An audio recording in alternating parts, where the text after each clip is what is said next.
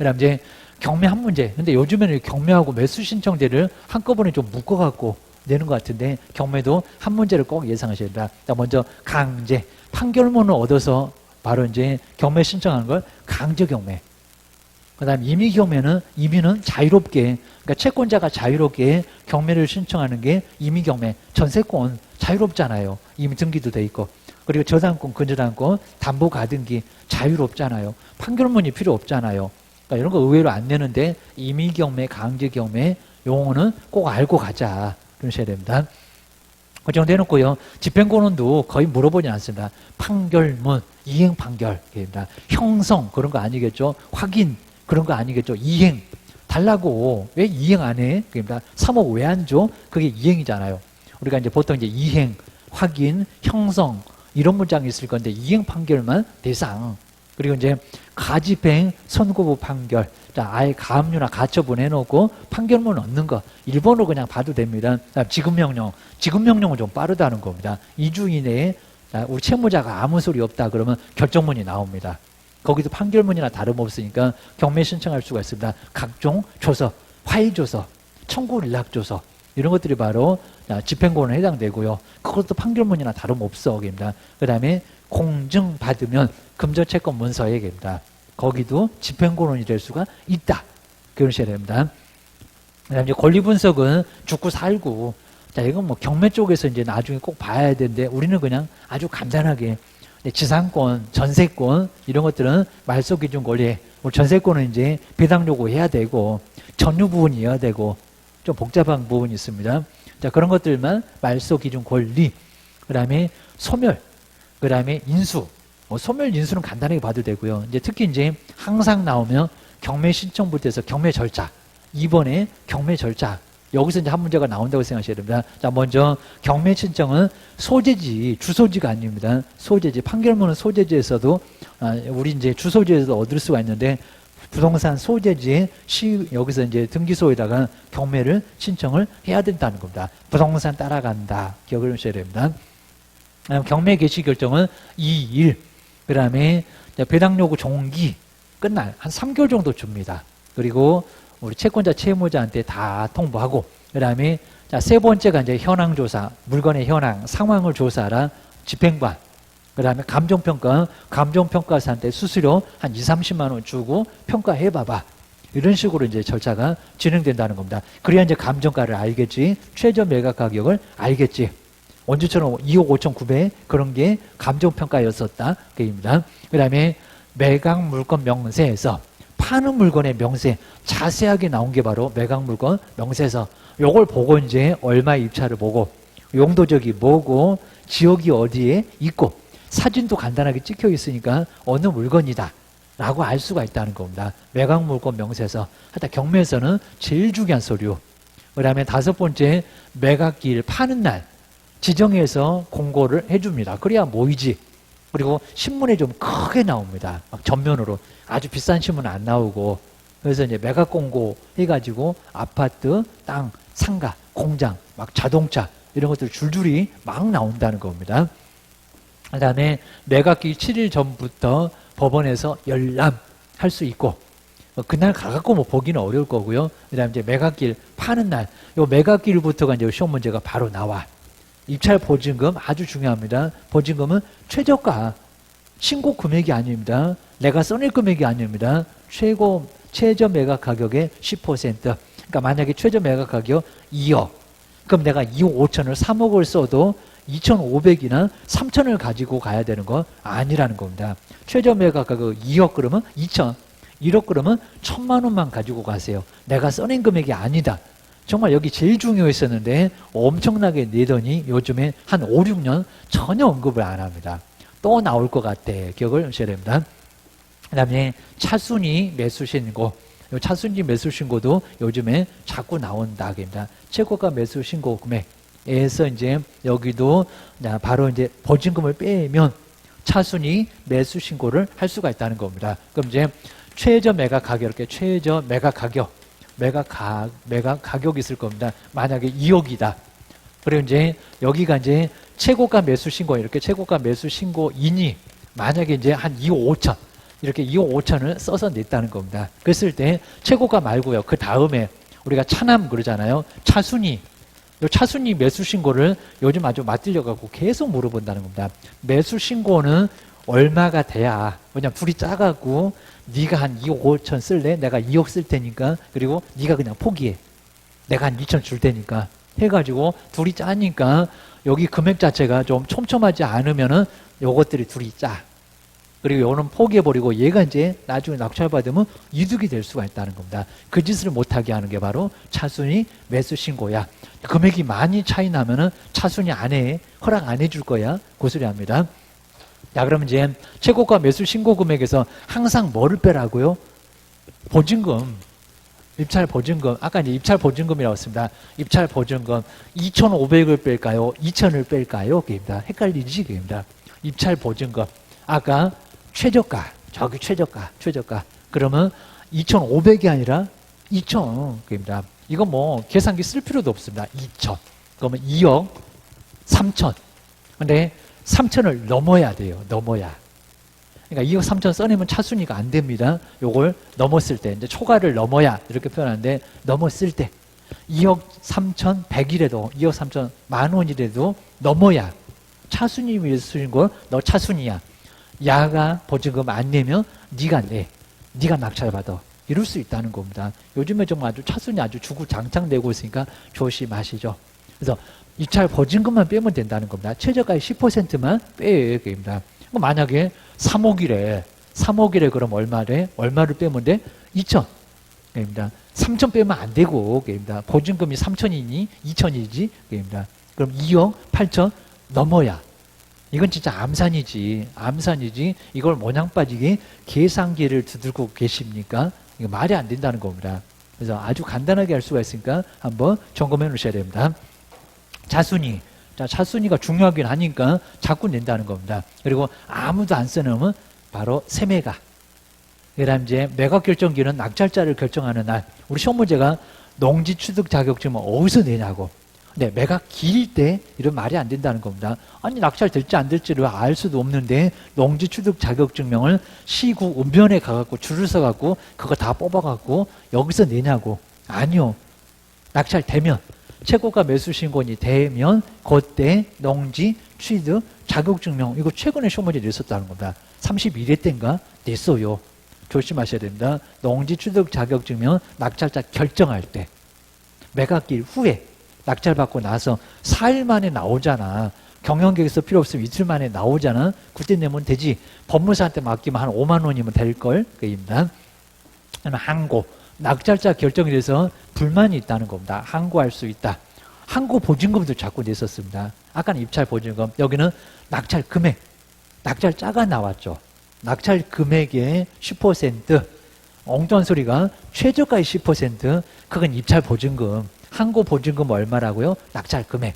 낙찰 금액에다가 10%를 내야 낙찰자 결정에 대해서 불만이 있습니다. 라고 맞장을 뜰 수 있다는 겁니다. 항고 못하게 하려고. 금액을 좀 높게 놨습니다. 꼭 기하셔야 됩니다. 그 다음에 잔금 납부로 뭐를 취득한다? 소유권, 등기가 아닙니다. 이거 법률 규정이잖아. 187조잖아. 그래서 이제 잔금 내면 소유권 이전 등기 없어도 뭐가 된다? 소유권 취득했다. 자, 여기서부터 이제 허가 받아라. 자, 군사문화 환경에서 뭐 허가를 받든지 신고를 하든지 하면서 이제 그런 것들이 여기 나올 거라는 겁니다. 자, 돈 내면 시작. 그다음 배당. 자, 배당은 이제 아주 2주 정도. 실무에서는 거의 한 달 정도 되는 것 같고, 그 다음에 등기. 소유권 이전 등기로 소유권 취득하는 거 아니야? 아까 잔금으로 이미 소유권은 취득했고. 그리고 여기 등기소가 아니라 법원에다가 내야 됩니다. 서류를. 자, 그런 걸 안 물어보니까 신경 쓰지 말고. 그러니까 법원에서 서류 받아서 등기해라, 등기소야. 이렇게 얘기합니다. 그 다음 이제 아예 인도명령을 신청할 수 있고, 명도소송을 신청할 수 있다. 자, 아예 그냥 안 나가는 임차인. 그래서 제가 이제 예전에 단무지 그렇다고 써요. 단무지. 우리 경매에서 이 단무지 처리하는 게 단무지가 임차인을 얘기합니다. 자, 임차인이 바로 단무지인데 단무지 처리하기가 정말 아주 어렵다는 겁니다. 이런 임차인 단순하면서도 무식하고 아주 지독한 임차인. 이런 사람 처리하는 게 정말 어렵다는 겁니다. 항상 우리 가보면은 중국집의 단무지가 아니라 아예 임차인 그 단무지가 꼭 방 안에 계십니다. 그래서 요 부분을 단무지를 좀 잘 처리를 좀 해야 된다는 겁니다. 그리고 웬만하면 임차인하고 이렇게 법적으로는 하지 말고요. 살살 좀 달래갖고 이사비용 주고 이렇게 이사비용을 좀 주고 그 다음에 나중에 처리를 좀 해야지 안 그러면 골치 아프다는 겁니다. 인도명령 가보세요. 그리고 강제집행 가보세요. 이게 몇 달 걸리나. 그리고 그럼 이미 대출을 받았을 건데 은행 대출 이자도 나가잖아. 거기다가 이제 요거 이제 인도명령 강제집행 신청하면 임차인이 가만히 있질 않아요. 문짝 다 때려 부숴놓고 하수구에다가 시멘트 부어놓고 정말 그런 적이 있었대요. 하수구에다 시멘트요. 이거는 대공사가 나버립니다. 대공사. 그거 어떻게 해요? 정말 아주 집을 왕창 뜯어야 될 건데 몇 천만 원 들어갈지도 모릅니다. 막 변기 다 깨뜨려 놓고 그래 놓고 원래 그랬대요. 원래. 아니 증거가 없으니까 어떻게 해요?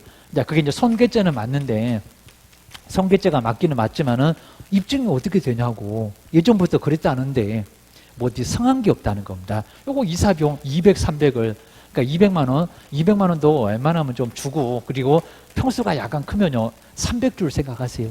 강제집행 신청해도 이 비용이 들어간다는 겁니다. 평당 10만 원씩 들어가요. 10만 원. 사람이 한두 명이 오는 게 아닙니다. 이삿짐 센터 불러요. 사람 인력을 5, 6명 막 불러요. 그래서 한 5분, 10분 만에 다 띠모다가 다 내놔버립니다. 그러니까 비용을 이렇게 왕창 쓰니까 결국에 집행 비용도 꽤나 많이 들어간다는 겁니다. 그리고 임차인 요 정도 준다고 하면 한 500만 원만 준다고 하면은 아주 고맙다고 막 복 받을 거라고 별로무소를 다 하는 경우도 있습니다. 그래서 이제 한 300이면 충분하니까. 근데 이제 여기 이제 문제가 되니까 관리비를 왕창 밀린 게 있을 겁니다. 그러니까 일단은 관리비 얘기는 하지 말고 300 줄게, 200 줄게 해서 관리사무소에 가가지고 관리비가 100만 원 만약에 밀렸네? 그러면 빼고 100만 원만 주고 빼고 200만 원 주고 그래야 됩니다. 그래서 이제 그냥 관리비는 내셔야 되고요. 이러면 얘가 이제 또 뚜껑 열려야 하니까. 그리고 짐 다 싸면 그리고 짐이 거의 다 나오면 그냥 짐 쌀 때부터 딱 얘기하면 이제 짐 풀어 이럽니다. 풀어. 그냥 살아버리겠다고. 이렇게 되면은 세월레월 다 간다는 겁니다. 그러니까 이렇게 이제 명도하고 이제 막 이런 것들 이제 잘 하지 않게 되면 아주 그냥 섣부른 초보들 난리가 없습니다. 얘가 막 가지고 놉니다. 가지고 놀고 제자리에 안 갖다 놓습니다. 그러니까 휘둘리면 안 되니까 이런 것들도 잘 해보고 그다음에 이제 혼자 하지 말고 꼭 그냥 밥 한번 사고 그다음에 등치 크신 분 한번 또 데리고 가고 등에 문신 있으면 더 좋고 한 번만 딱 보여주면은 임차인도 싹싹 빌면서 나가겠다고 빨랑 돈 주라고 입니다. 150 안 되겠니? 100만 원 안 되겠니? 하고 싹싹 빌하고 나간다는 겁니다. 지가 짐을 다 쌌는데 어떡할 거야? 비밀번호 바꾸고 있는데 입니다. 그래서 그렇게 하시면은 괜찮고 입니다. 그래서 이제 그렇게 한번 잘 정리를 하셔야 됩니다. 근데 이제 이렇게 이제 낙찰을 받아놓고 있으면은 나중에 임차인 또 섭섭하게 하고 또 이제 잘못해 놓으면은 해코지하러 와요, 진짜로. 그러니까 이건 좀 조심을 해야 됩니다. 잘 보내갖고 이 집으로는 아직 이쪽으로 오줌도 안 싸게 해야지 잘못해 놓으면 얘가 쳐들어온다고요. 그래서 사건이 나기도 하고 난리가 난 적도 있었다는 겁니다. 잘해라. 그리고 이제 요런 막 이사비용을 안 주려고 우리 예전에 평택인가 막 그랬습니다. 장애인한테 한 푼, 장애인, 한 푼도 안 줄 테니까 나가 했더니 그 집에서 방송에 나왔습니다. 아예 그냥 자살했어요. 거기다 막 아예 뭐 신나 뿌리고 해갖고 거기 막 불이 났을 정도로 소방차도 오고 그다음에 그 아파트 이렇게 아예 그냥 싹 이렇게 지나갔는데 이렇게 이제 아파트가 이렇게 싹 지나갔습니다. 그랬더니 인터넷에 그 아파트 어디세요 했더니 그냥 한 1분도 안 돼갖고 어디 아파트 몇 호라고 호수까지 다 나버렸습니다. 그러겠죠. 이게 지금 난리가 났고 거기 아래서 위에서 살고 있던 사람은 오늘 난리가 나갖고 뭔 일 있었대 알고 있으니까 질문 올라오니까 내공 얻으려고 바로 그냥 답이 나왔다는 겁니다. 평택의 무슨 아파트 몇 호까지 나와버렸습니다. 이러면 이 집 팔릴까요? 아니죠. 새 놓을까요? 죽었다는데 입니다. 아주 귀신도 때려잡는 해병이 살지 않는 이상은 이 집은 새를 얻을 사람 그리고 들어갈 사람이 없을 겁니다. 기사에 떠버렸다고요. 자, 이러다 보니까 이거 너무 이렇게 목숨을 거니까 이런 일이 생긴다는 겁니다. 얘가 그냥 그냥 지금 저승에 가갖고 그놈을 얼마나 괴롭힐까요? 자기도 괴롭겠죠. 이런 일이 생기니까 정말 그러지 말자. 조심해야 됩니다. 그 다음에 배당 순서에서도 경매 비용. 요즘에는 거의 안 나옵니다. 그 다음에 이제 잘 보시고요. 그 다음에 1순위, 최우선 변제가, 자살 방지가. 그래서 이제 이렇게 아까 일정에 그리고 임금 애들도 굶고 있어. 다쳤어. 지금 깁스하고 있어. 그입니다. 자, 이러다 보니까 좀 도와주자. 그입니다. 여긴 다 채권이라도 가장 먼저. 그래서 최우선입니다. 그리고 당해세 이런 거 세법에서도 나온 적이 있었습니다. 재산세 그리고 종합부동산세, 증여세, 상속세, 재산세, 당해세가 아닌 것은 그 당해 목적물에서 발생한 세금 이런 것들은 당해세. 근데 최우선 번제보다 늦어. 은행보다는 빨라. 완전 샌드위치야. 그입니다. 그다음에 3순위가 근저당. 근데 이 3순위 사이에서는 서로 경쟁입니다. 그다음에 전세권, 저당권, 그다음에 우선 변제. 아까는 최우선이었고, 그입니다. 확정일자에 있는 우선 변제, 그리고 임차권, 등기 이런 것들은 3순위. 그리고 이제 아까 1순위를 제외했던 나머지 3개월 초과, 3년분 초과, 임금, 퇴직금 채권, 4순위. 그다음에 법정기일이 좀 늦은 조세 채권. 그다음에 이제 6순위 건강보험료 이렇게 많이 빠르지 않습니다. 뭐 얘네들은 그냥 있는 거 돈밖에 없으니까. 그다음에 7순위 일반 채권 그러셔야 됩니다. 공매는 뭐 거의 요즘은 뭐 문제감으로 치지도 않을 정도고 우리가 또 접하기도 거의 어렵고, 경매 뭐 공매 이제 요즘 장점 단점 아예 묻지를 않는 것 같고 간단하게 뭐 봐도 됩니다. 이제 여기 이제 한번 내용들만 쭉 나와 있습니다. 그럼 이제 OX 간단하게 보겠습니다. 저당권이 강제 경매입니까? 아니요. 이렇게 나오면 좀 어려울 겁니다. 저당권 채권자 임의대로 판결문이 필요 없는데 무슨 강제 경매냐 그럽니다. 임의 경매, 주택 임차인, 임금 이런 것들이 판결문 필요하니까 가압류가 필요하니까 강제 경매지 그입니다. 그다음에 2번 정말 형성 뭐가 만들어지지 않습니다. 있는 돈을 달라 이행 형성 판결이나 그다음에 단순한 금전 아까 이제 공정받아야 되니까 집행권은 될 수가 없다. 정말 맞아요. 확인, 형성, 판결, 단순한 금전채권 문서는 집행권은 정말 될 수가 없다는 겁니다. 3번 아주 단골 문제. 입찰보증금 신고가? 아니요. 내가 써낸 금액 아니요. 최저 매각 가격 그냥 최저가 이렇게 줄이기도 합니다. 최저가의 10% 차순위 매수신고 그 금액을 빼놓은 거다. 최고가 매수신고 금액에서 그입니다. 그 다음에 4번 가처분 정말 처분 못하게 하는 거죠. 그리고 소유권 이전 청구권 가등기 소유권 이전을 청구하겠다는 가등기는 말소기준권이 정말 아니죠. 그건 맞다는 겁니다. 군저당 아니죠. 가압류도 아닌데 그입니다. 그리고 이제 5번 항고보증금이 최저가 아니죠. 낙찰자가 나왔는데 낙찰 금액의 10% 3번 5번 저런 것들은 이미 시험 문제로 많이 냈었다는 겁니다. 돈도 모르면 어떡할래 이런 소리입니다. 그냥 6번째 공의적 우선 매수는 옛날에는 횟수 제한이 없었는데 지금은 안 돼요. 횟수를 제한하고 있다는 겁니다. 7번째 재산세, 상속세 등의 당해세는 일정에게 최우선 번제보다 더 빠르다고요? 아니요. 국가 세금이 중요해. 사람 목숨이 중요해. 인구도 줄어든다는데 사람 목숨. 최우선 번제가 더 빨라. 꼭 기하셔야 됩니다. 아까 이제 그 배당 순서에도 이유가 있는 거지 그냥 무조건 순위를 정해놓고 국가가 제일 빨라 이러진 않는다는 겁니다.